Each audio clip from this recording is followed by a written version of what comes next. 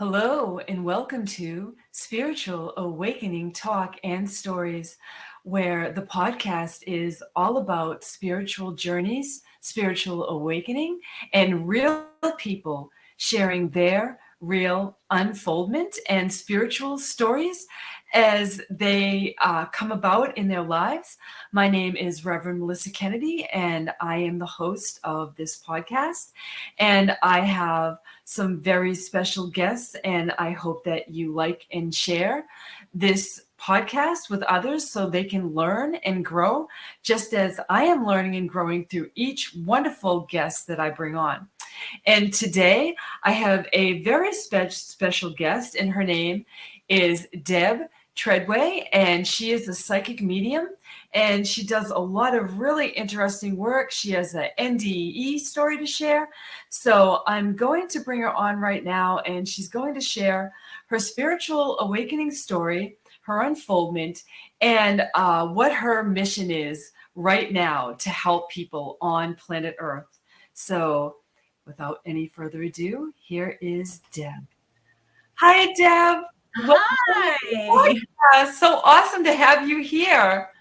Oh, I'm very happy to be here. Thank you for having me. Oh, you're welcome. You're welcome. And I'm so grateful that you decided to come on, because I know that you shared a lot of other people have asked you to go on podcasts and you were apprehensive, but we kind of clicked, and when divine timing happens, it happens, right? Yes. Yeah. Sure. Yeah. This is it. This is the big reveal. It's awesome. The big coming out. Here Yay. you are. I love it. I love it. And it is about time.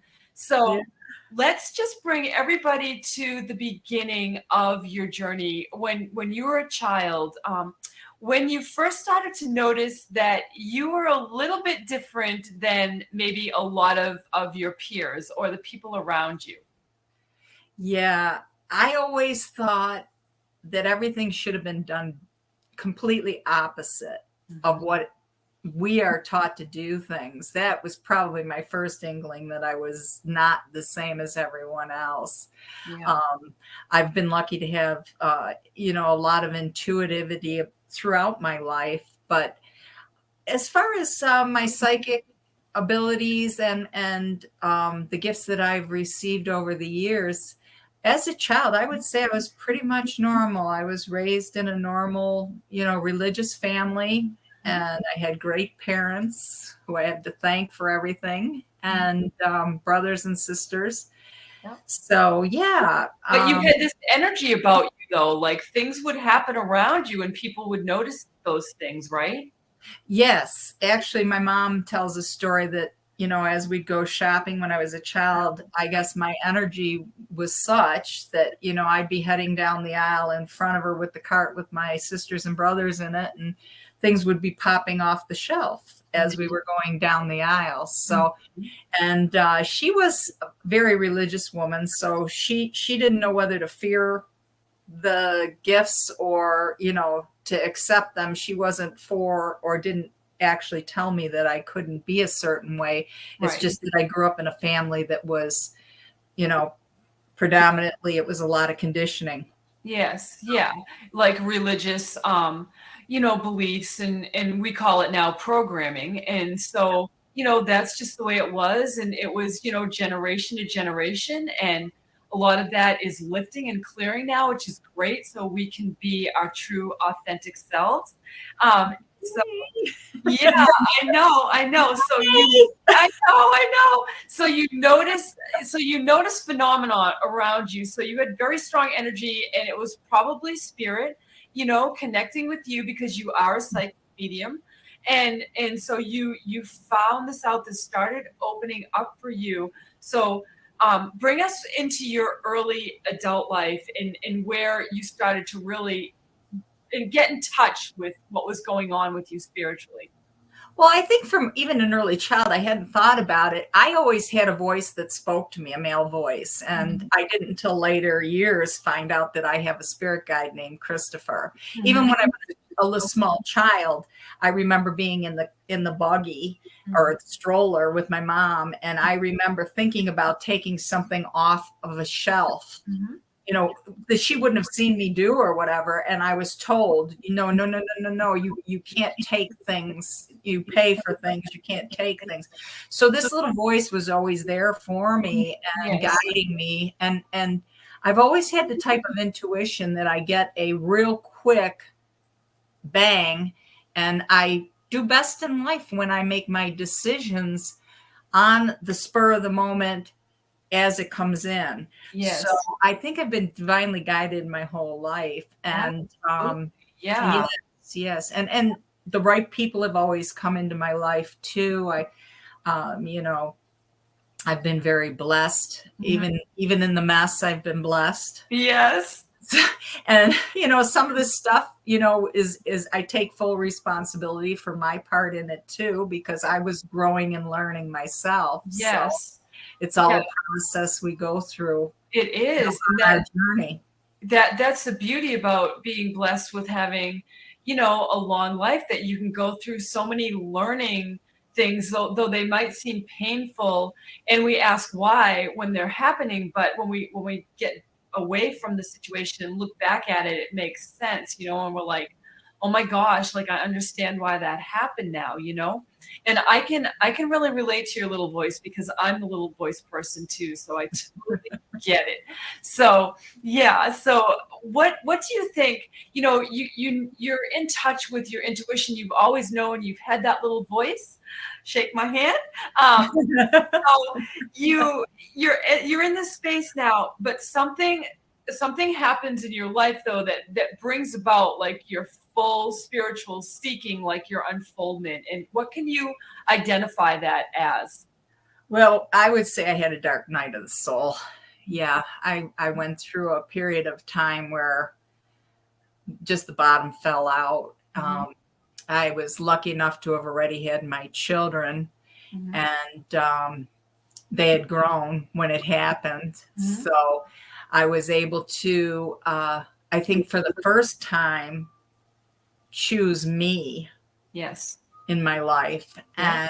And the result of that was the beginning of really being able to study. Yeah. And I went through several years of just seeking out like-minded people, or people that I thought, or things that would interest me as far as metaphysical or spiritual or whatnot. And I purchased a home within a few years of that, going through that dark night of the soul. And I moved into this home, and my first experience with mediumship or spirit was I was taking a shower in my home, and my grandfather and my uncle popped in, and then so did my aunts and my grandmother. Yeah. I mean, family reunion. They're in the shower. I know. Thank you. Right.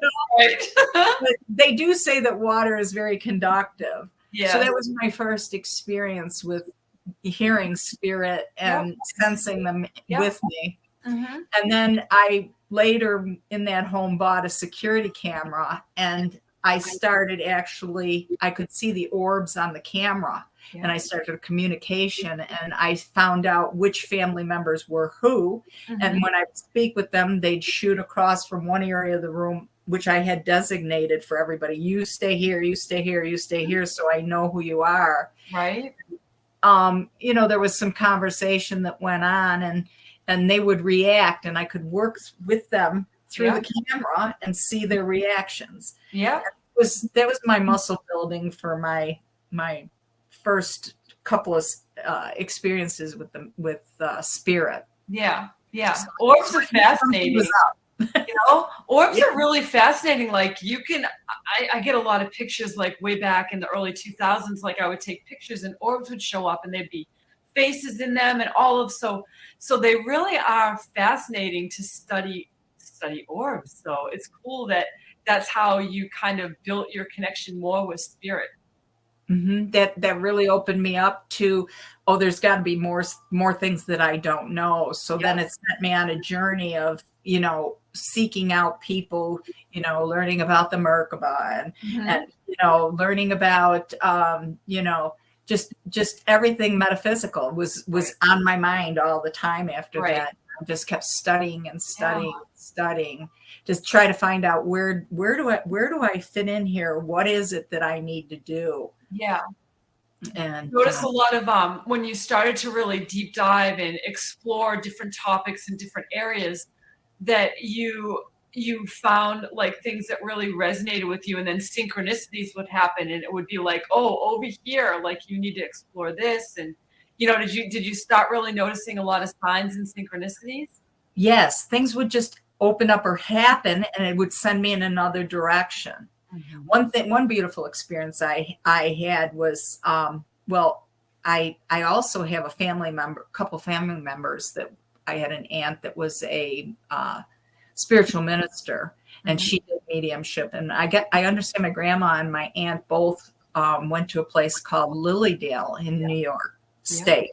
So I took a trip there, and that really, then I made connections like there was no tomorrow, and the synchronicities just went one right after another, and I continued to educate, and more things opened up to me. I started meditating all the time, and I was brought in a meditation. I was brought information that someday that I was going to have a healing center. I got everything right from the schematics of what it looks like down to everything but what was on the top floor of this building. And I didn't know how it was going to ever happen, because at the time I didn't have the means, but I thought, oh, wow, and I took notes, and I wrote it all down and everything else. And I continued my studies. And then about 6 years later, I got a different call. And that call was for caregiving. I had caregived my sister for 5 years before she passed in Buffalo after my dark night of my soul, which worked out to be a blessing because I had the time and was alone and could take care of her. And now I was being called my mom and her best friend, who we consider our aunt, who had Alzheimer's. There was a call in that they needed help. So I picked up everything and I moved here to Texas. What a helper. I find that people that are so intuitive and empathic and spiritual always seem to just drop everything and put the needs of the people that they love, others in front of theirs. And it's such a beautiful thing. And it really is a self-sacrifice, but when you look back at the experiences that you gain from it, and that that you did what your heart called you to do, that it just brings you to where you're supposed to be, right? Right. Yeah. Exactly. That's what they're like we talked about the other day during the reading with the cards. We are where we were supposed to be every minute of the time. And in the years that I've been on this planet, I can look back and I get so much confirmation on just that. Yes, absolutely. It's just, and that's one of the beautiful things. I just want to bring that up about meditation, because I get people say to me all the time, Melissa, I can't meditate, but I can't stress enough how important it is. And it doesn't have to be a huge, hour sitting Indian style, it can be doing things you love and information can come in, but you have to really set that time, because that's time for you, and you get the divine guidance for your life that you can't get anywhere else, right? That's for sure. Yeah. That's for sure. When you get quiet, the answers come. Yes, they really do. And if you just find that still place, even if it's just 3 deep cleansing breaths, I tell people, into the nose hole, 2, breathe out, and just take a pen and say, what am I to do today? And just, you might be amazed what comes out, Yeah. So I don't know. I just thought that was so important. I wanted to share that because it's so central to developing yourself, the real, true you, who you really are, not the you that the world told you to be. And I think that's what really connects us, because we kind of share a lot of that same resonance, where the heavy programming and there was not a lot of support and guidance, but yet here we are, doing what we do, still growing, learning, experiencing, right? So You're unfolding. You're getting all this information. So now where do you go? What's going on? Like what's the next big thing after you've given yourself so freely to your mom and your aunt? Well, it was very short. Mhm. I packed up, sold everything, came here with my last dime, and they both passed. Just my mom passed within a little over a year of when I'd gotten here. Yeah. And so now I'm saying, okay, what do I do? Now what do I do? Right. Well, lo and behold, I tied everything up. That took some time with her estates. Yes. And COVID hit. Mm. And COVID was a great thing for being able to get into some quiet and try to figure out what you're going to do with your life. Yes. And so at that time, I delved heavily more into my study. Yep. That was a big study time for me. Yep. And more things were coming to me. I had gotten in another download, another big thing. I got a message that I was supposed to eventually translate a language that was unknown. Mm-hmm. And I really drove myself nuts trying to find out. I was studying angel languages. I was writing cards of different languages, trying to figure out what language is this? Right. It wasn't divine time. So I let it go. Yep. And I created some friendships here. I joined some moon groups. I got into drumming. I play the doumbek and I play a shelf drum. I really love doing that. Mm-hmm. And I started a little group here called Tea and Consciousness with another group of women that are very, very open-minded and spiritual and beautiful. Mm-hmm. Yeah. And it's all flowed into me. Yes. I've been blessed in that way. Mm-hmm. So I've been here a while, and in 2022, I fell ill. Yeah, February. Mm-hmm. And I couldn't breathe. I was so weak and I couldn't breathe, and that's brings me to a friend came and at the time, because of the COVID, I was very concerned about being hospitalized with the shape I was in. I was really might be afraid of having to get trached. Exactly. Yeah. I knew what was happening and I was awake. Yes. So my friend found a place that was an emergency room that wasn't affiliated, wouldn't necessarily have to do a COVID test, and I could go get checked out and see if I could get some assistance. Well, I went there and I was diagnosed with pneumonia. I had pretty bad pneumonia. Yeah. So they put me on some antibiotics, and I was still very weak. So my friend offered to take me to her home, and she brought my dog to help me care for my dog, Anita. Mm-hmm. And we packed up and went over there. And this leads into my 4-day experience where my breathing, even though I had just gotten care, my breathing went to nil. I was getting no oxygen the first night at her house. Yes. And I believed I was dying, and this voice came in. Mm-hmm. I think I may have passed out even. Yeah. The voice had come in and said to me, "Look, you can breathe. You just have to concentrate on the love." And I thought, my gosh, what? Concentrate on the love? Yeah. And I'm looking around with my eyes closed, of course. Mm-hmm. And everything seems so dark. And then all of a sudden, within minutes, these neon white lines showed up. Mm-hmm. And I thought, what the heck, Yeah. And he said, again, you just need to concentrate on the love and you'll be able to breathe. And I'm struggling. Mm-hmm. And all of a sudden, up on the top line, they were the horizontal lines, the very top one, just below the very top one, showed up this giant neon white outline of a circle. Mm-hmm. And I'm still struggling. And he's saying, just concentrate on the love. And all of a sudden, boom, love lights up in neon lights. Yeah. Wow. And my breathing I calmed. Yes. And it was like total peace, Mhm. an undescribable love actually took over my whole body. I was able to relax and breathe. Yes. So this process went on off and on several times during the night. He would come in and remind me, Yep.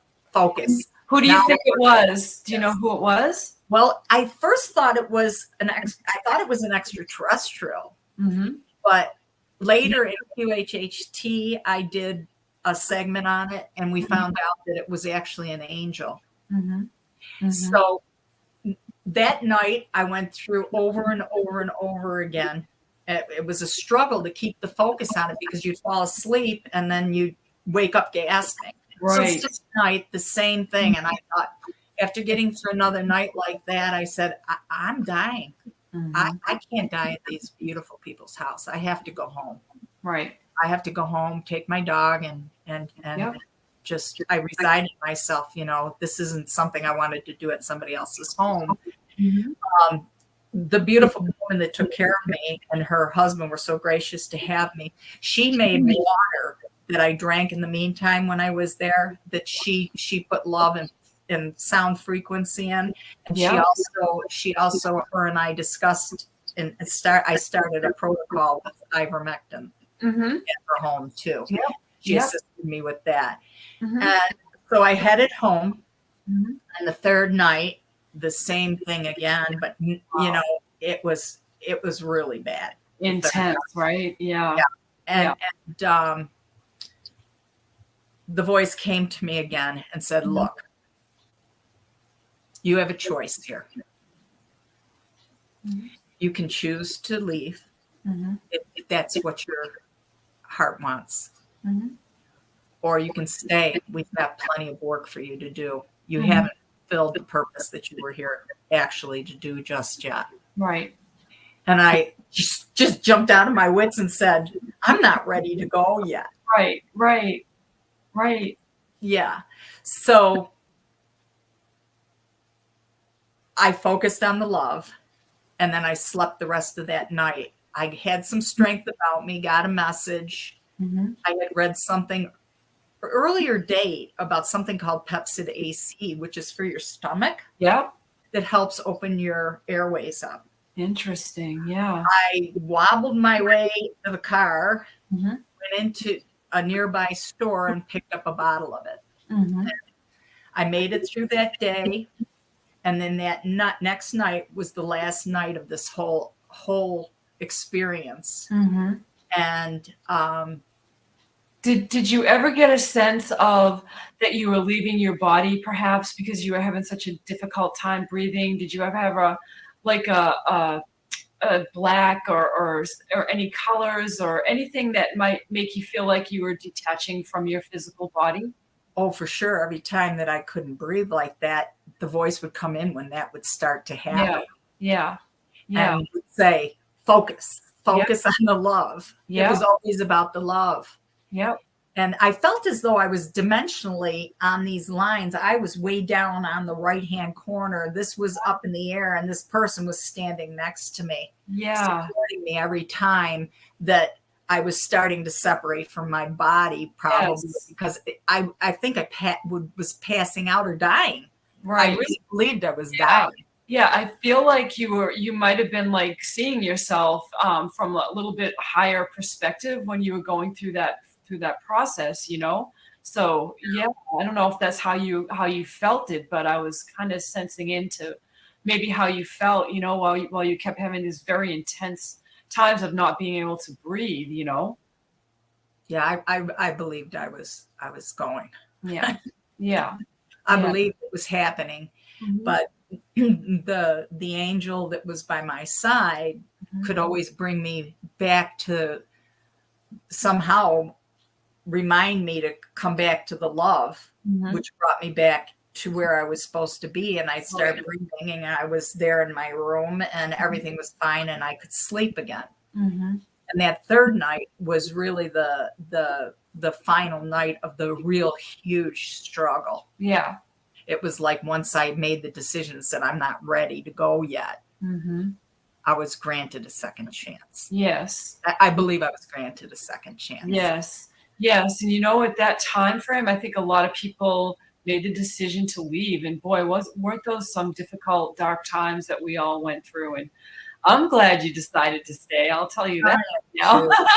My life has been so blessed since too. I mean, the beautiful people that I have just had put in front of me and gracing my life has just been phenomenal. Yep. Absolutely phenomenal. Yeah, such a gift. If people only knew how important they are and what a gift life was, I don't think anybody would waste a moment worrying about much of anything, right?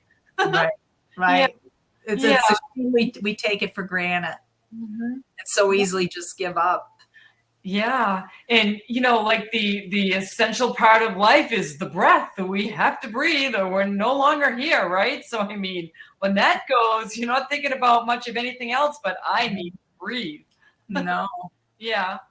So that fourth night, I made it through between that and then the Pepsid AC. When I would have the difficulty, I'd take the Pepsid AC and then I'd focus.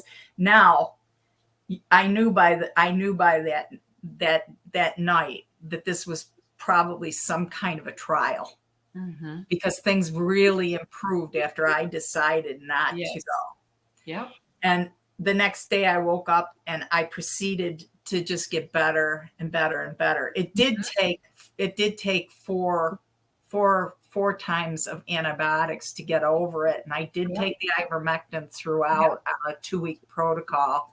Yeah. You know, after a while, but any time that breathing was an issue, it was a no-brainer for me. I could snap in, and I no longer heard the voice. I was now trained. After the third night, the fourth night was on my own to do it myself. Yeah. I had to trust that was going to work. So I believe there was a whole lesson in the 4 nights. Yes. To make sure that I was listening, paying attention, and by following through on my own, I was proving that I really wanted to continue. Yep. And I love that through everything, that just proves that it's our free will choice. It's always our free will choice for whatever situation comes to us. You know, like we said earlier, even the difficult ones, you know, we did agree to a lot of what we go through along this journey. You know, I mean, I believe there are little things that change and switch as we go along, and we do have control over that. But we really, it is all about the choices we make, you know. And if you had made another choice, then God, the universe, the angels, everyone would honor your free will choice, you know. I believe that. Right. Yeah. And I am a pure believer that we all have free will. Yep. As far as choices on that, and you know. Yep. Me too. Me too. That's why we're all here, and what we're doing is our choices. Yeah. We always have choices. Even I think even in situations that people feel that we are in a slavery situation, there's still always choices. Yep. Yep. Absolutely. Yeah, and we're just living in some really interesting times even now, you know.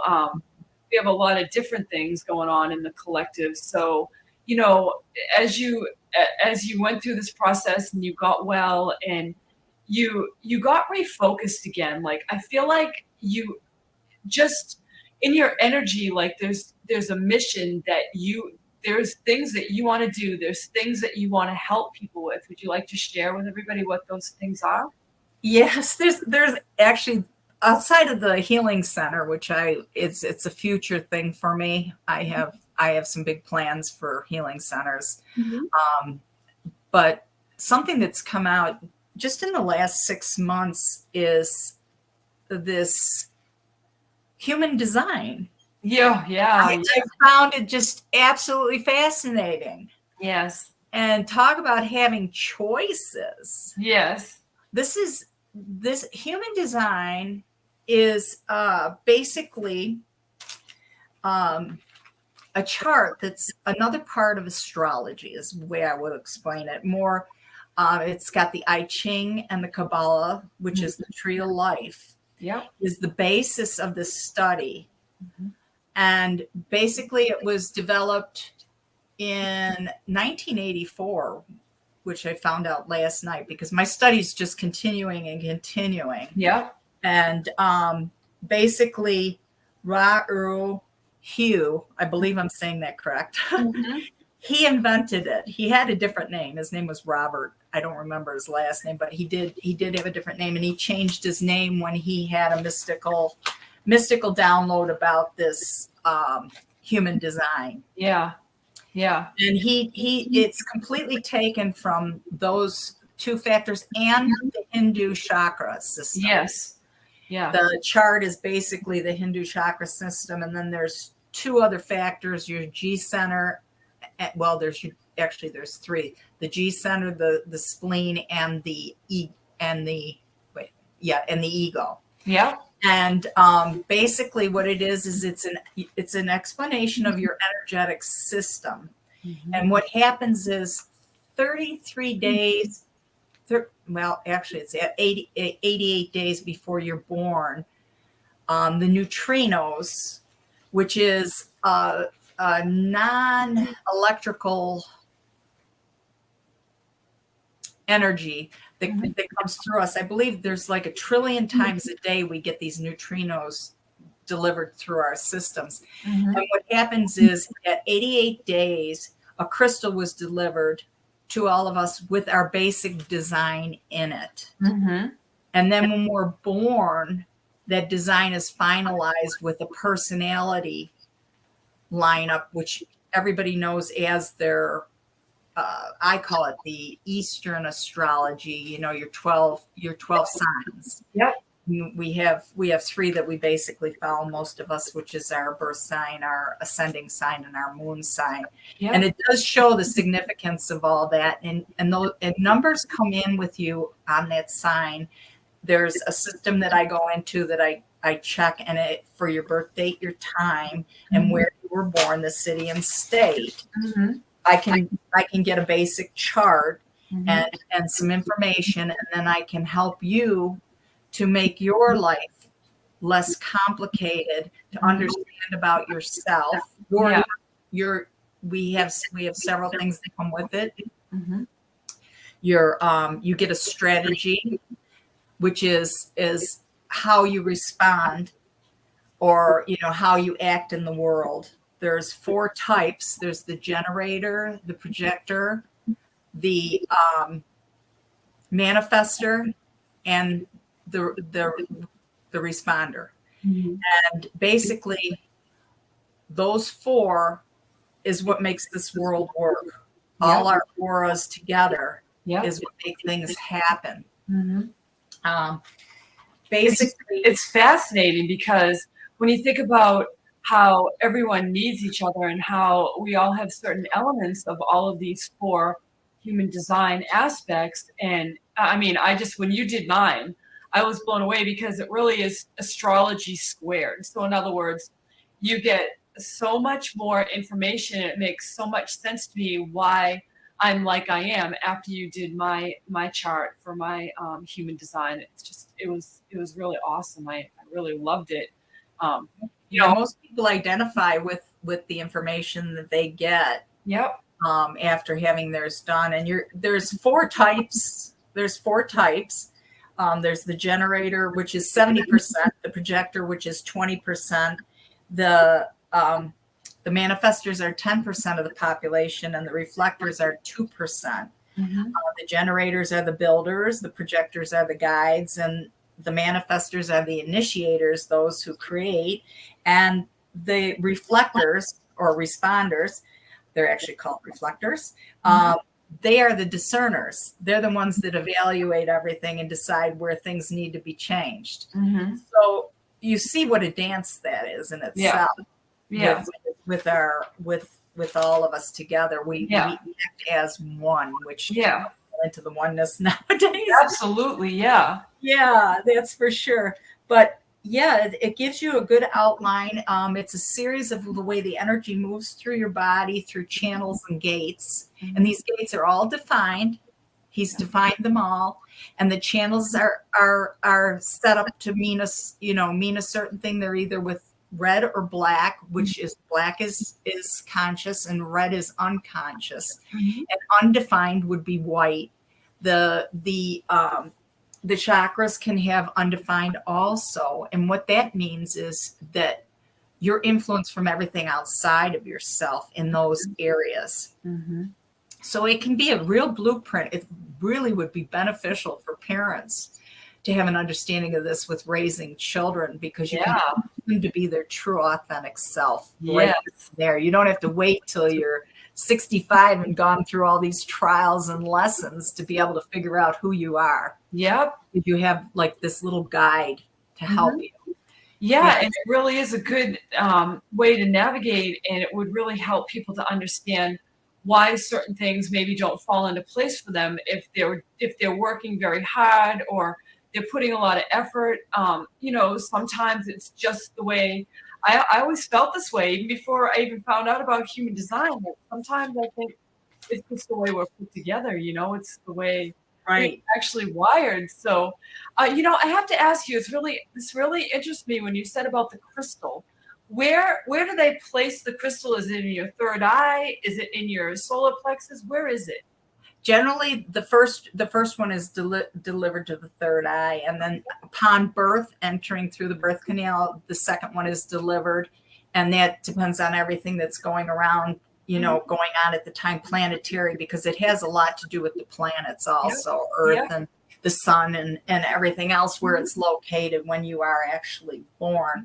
There is thousands and thousands of combinations that can be had out of this. This isn't like, well, you're Aries. Right. You know? It's not cookie cutter at all. Because I was a manifester and a generator. So I wasn't just one. So people can have, you know, one aspect of one and then another aspect of another. So that makes for an interesting mix. Yes, there's different types within the 4 types, and you are a manifesting generator. So there are pure manifestors. There's different types of projectors. I'm a projector, and there's energy projectors, and that's another thing. Each individual profile has a whole design with it, which gives you a strategy and authority. It tells you where you get your intuitive hits from so that you know where to pay attention. You can train your body to listen. It tells you whether you get one chance or, you know, you might get others.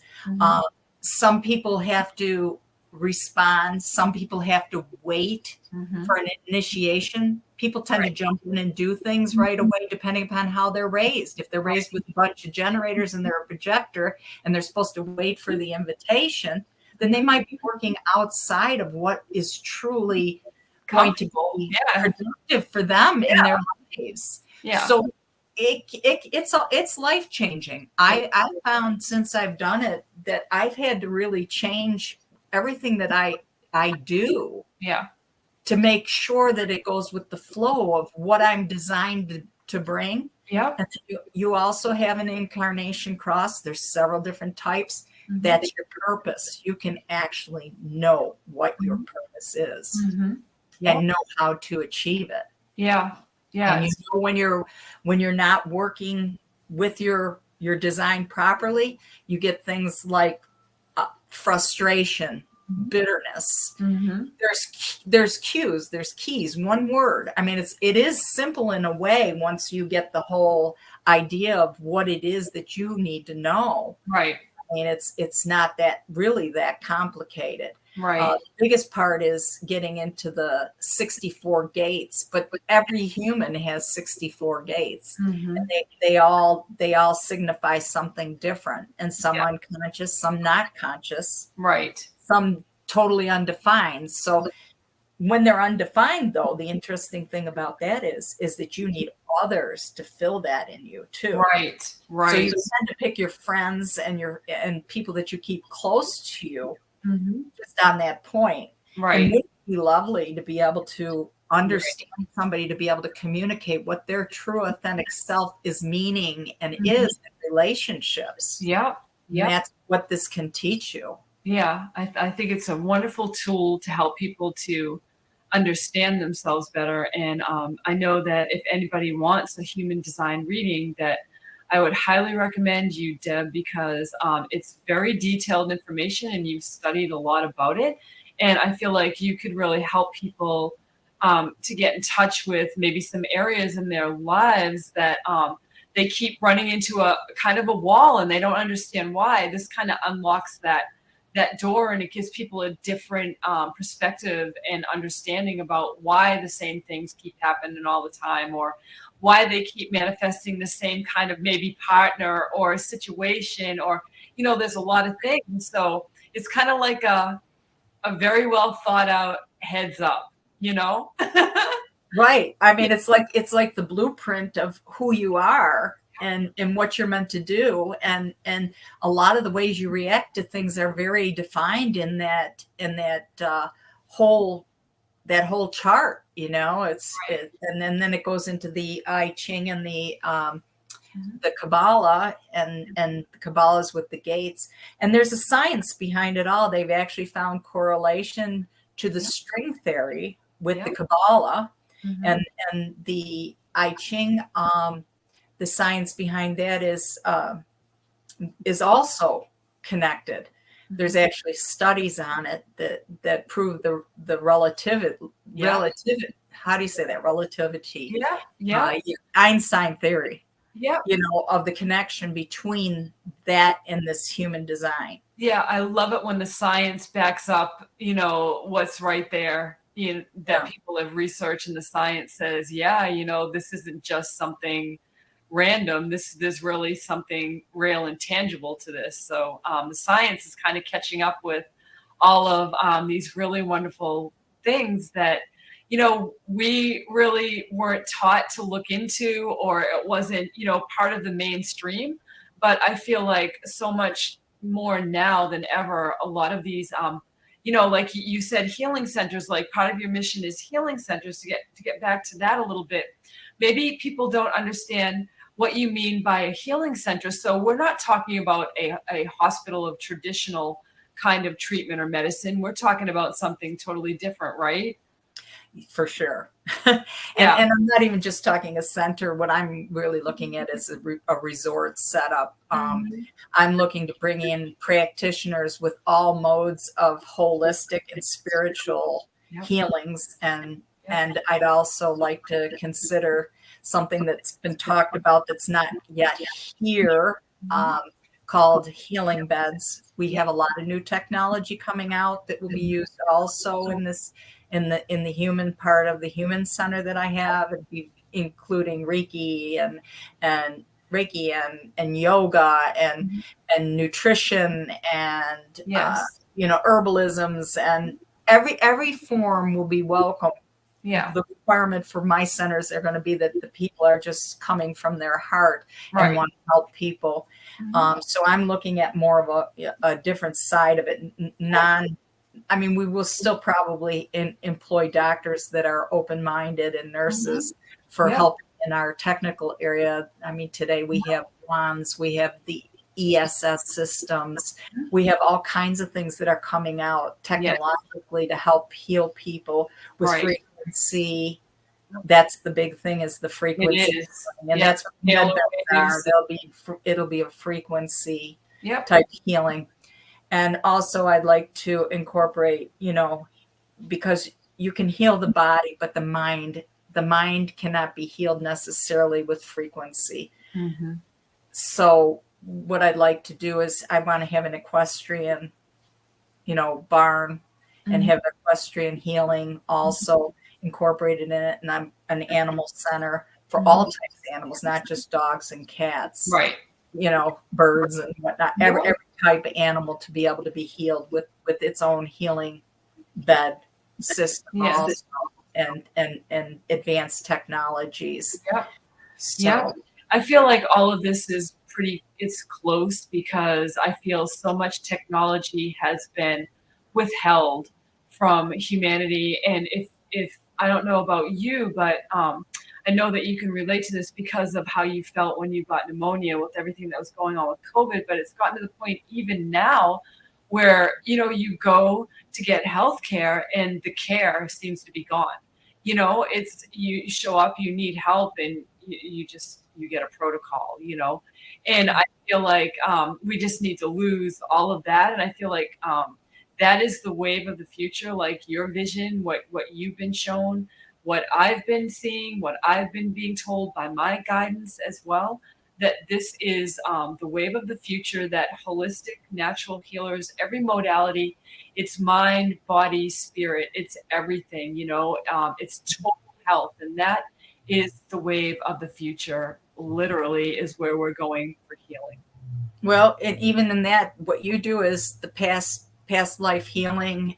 Mhm. I mean, that is part of healing your soul. Yep. That's not something you can do on a physical level either. Nope. That's why I hope to find beautiful practitioners such as yourself. And we did a past life yesterday, which was phenomenal. I just can't say enough. Yeah, it was awesome. Yeah, it really was awesome. Yeah. And we need people like that to step forward and create a whole other system. Basically, we have a sick care system. Yes. It basically meant people just keep getting sicker. Yeah. They're not actually improving. So how about we switch it up and we do a real healing health? There we go. System. Yeah. I think we're so overdue, and I think as a collective, human beings are just tired. We are just longing for some fresh new energy to come into this planet, some fresh new ideas, to release a lot of the old paradigms, the old programming, the old ways of doing things, and find a way to bring what's beautiful and what works in those modalities of healing, and then merge them with what is so lacking now, the human touch, the heart-centered care, the connection, because without those things, people are not healing, and you can't just go to a doctor and they hand you a pill or whatever it is they're taught to give us and expect that if somebody doesn't have a strong mind or will, how are they going to go on with just that for healing? Like our spirit, our entire being as humans, we long for that connection, knowing that somebody cares. And I'm not saying that doctors don't care, but it's this like fast food kind of mentality. Like you give you 5 minutes and out the door you go with whatever we write on the prescription pad. And I mean, come on, we there's so much better than that. And so I just can't wait for all of these things to kind of clear, and for humanity to wake up and say, look, we deserve so much better than what we've been receiving. And that's when all of this stuff is just it just expand. And actually, I just seem like it explodes. And some of these hospitals, that they will be kind of obsolete in a lot of ways, because we will have healing centers where everything will be addressed in these places, mind, body, spirit, animals, everything that the human being needs to be healthy. Yeah, it won't be a chemical trying to improve people with chemicals that aren't really natural to their system. It's using a holistic, natural way of healing. And unfortunately, I mean, I have the example of my sweet auntie. She wanted to do a little holistic, go that way to see it. Insurance doesn't cover it. So, it's impossible for somebody that maybe is on a fixed income to get help in a different manner than the same old than what we've been corralled into, which is our pharmaceutical and our medical empire. Right. It's turned into a business of control people. Yeah. People make, like I said, it's a sick care. It's not a no sense at all. Is it, if you are the one that's not well, it shouldn't matter where you take that money. That's yours to use for your overall care. You should be able to choose any path that you want for your healing. Nobody should be able to tell, me or you or anybody else that this is the only way to do something, and this is the only way that you're going to get resources and finances to actually get well. It makes no sense at all. And they're dictating you have to come in every 3 months to each doctor. It's not like you have one doctor anymore. I know. So people are spending their time completely engrossed in this healthcare, Yeah. supposedly healthcare, Yeah, I but know. It's disconnected. Like, back in the day, and we remember this, you would go to one doctor, your general practitioner, your internal medicine doctor. My uncle was an internal medicine doctor. And, I remember him in his office and he had all of his books, on the shelves. And he would take his patients in and he would write down all of the things that they told him that were bothering him, and then he would research it, and then he would make a diagnosis. And you know what he used to say to me all the time? He'd no, say, I am in a practice. He said, I am practicing medicine. So in other words, he knew that he did not know everything, that he was a scientist putting together the clues to diagnose people. You know what was beautiful about that too? Like, that there was weren't a beautiful. million tests. There were not a million tests and still no diagnosis. He actually sat there, listened to his patients, studied it, and got blood work, labs, whatever, and then would make a diagnosis from that.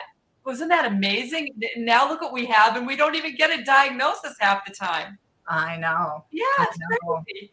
And You it's one pill, and then you get another pill to take care of what the other pill did to you. And I it's know. like, we have to change.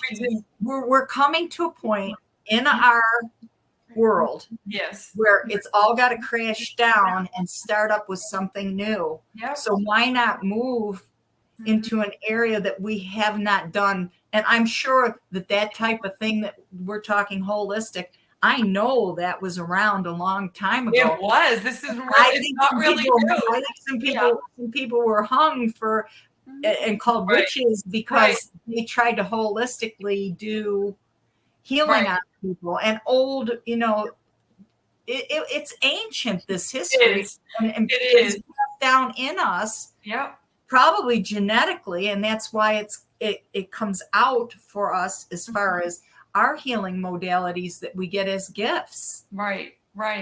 Yeah, I just think, it's we think it's new, but it was things that were taken away. And there's a doctor, he learned Western medicine and he practiced for like 6 months. He's a guru now. I can't think of his name. It might come to me as I'm talking. You might know who I'm talking about. And he absolutely let go because he figured out he wasn't even practicing medicine the Western way for a year. And he's like, this is not working. So he went back to India and he incorporated all of what the Eastern medicine traditions taught about healing. And he incorporated that, but he still used his scientific training. And I can't think of his name. People will probably be laughing at me while they're watching this podcast, but I'm not even sure who you're talking about. he does meditation. He's a guru. He's like this leading person, and I'll look him up after we're done. I'm not going to stress myself out trying to think of his name. Don't stress yourself. But I'll put his name in, and he's amazing.